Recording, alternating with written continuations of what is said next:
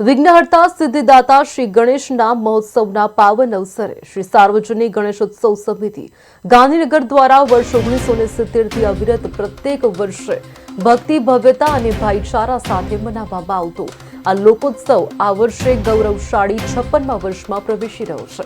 નગરમાં આધ્યાત્મિક જાગૃતિ, સામાજિક સમરસતા અને સાંસ્કૃતિક વૈવિધ્યનો સંદેશ પ્રસરાવતા આ લોકોત્સવમાં રસપ્રદ અને પ્રેરણાદાયી કાર્યક્રમોનું નિઃશુલ્ક આયોજન કરવામાં આવ્યું છે।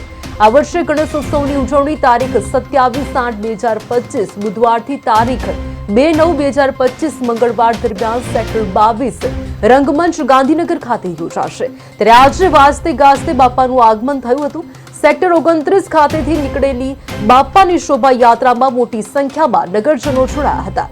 શોભાયાત્રા સેક્ટર 22 રંગમંચ ખાતે પહોંચી ત્યારે ગણપતિ બાપા મોર્યાના નાદથી પ્રાંગણ ગુંજી ઉઠ્યું હતું।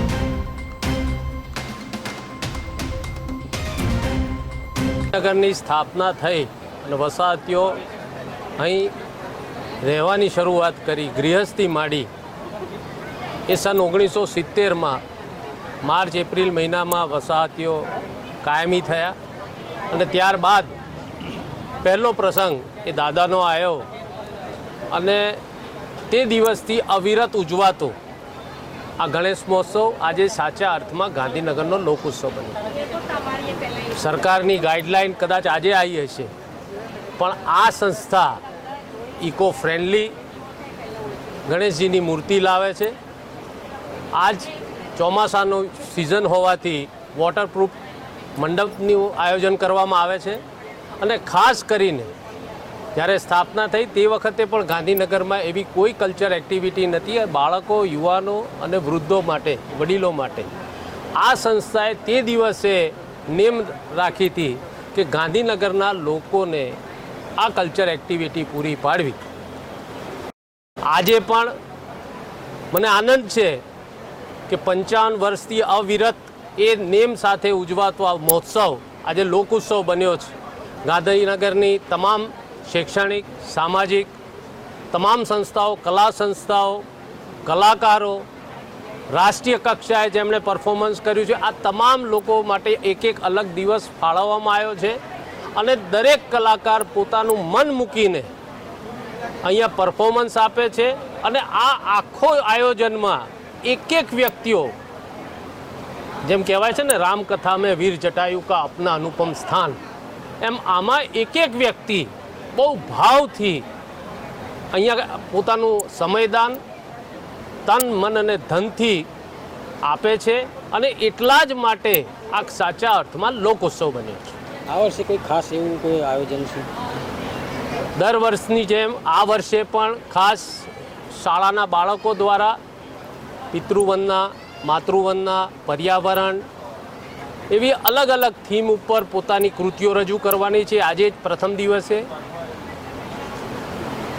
ધરોહર જે ભારતની છે, ભારતીય સંસ્કૃતિની છે, એની સાથે સાથે રાષ્ટ્રવાદની પણ વાત કરવાના છે અને એટલા જ માટે આવતીકાલે દેશભક્તિ ગીત પર બાળકોનું નૃત્ય દ્વારા પ્રસ્તુતિ થશે।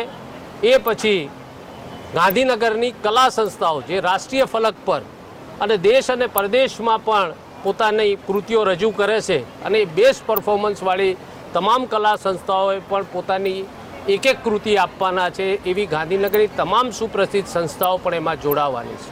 એનાથી આગળ વધીને કહું તો માયાભાઈ આહિર આપણા લોક સાહિત્યના પૂજક અને એટલે સુપ્રસિદ્ધ એટલા માટે છે કે કાયમ શ્રાવણ મહિનામાં મૌન રાખે છે અને ત્યાર પછી એ દાદાનો પહેલો પ્રસંગ કરીને અહીંયાથી શરૂઆત કરે છે। એ પણ આ વખતે પધારવાના છે। કિશોર વોઇસ ઓફ કિશોર કુમાર ભાઈ ભૂષણ અવસ્થી એ પણ એમનું પરફોર્મન્સ આપવાના છે અહીંયા।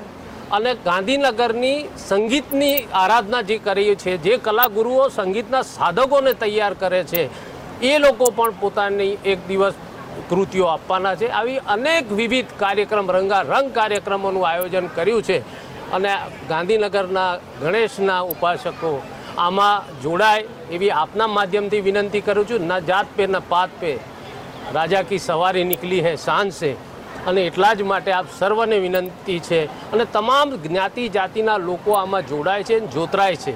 અને એ વાતનો અમને આનંદ છે. અને આજે પણ 55 વર્ષ પરિપૂર્ણ કરીને 56મા વર્ષે પણ એ જ ધરોહર અમે સાચવી શક્યા છે. અને એના માટે ઈશ્વરે અમને શક્તિને દ્રષ્ટિ આપી છે.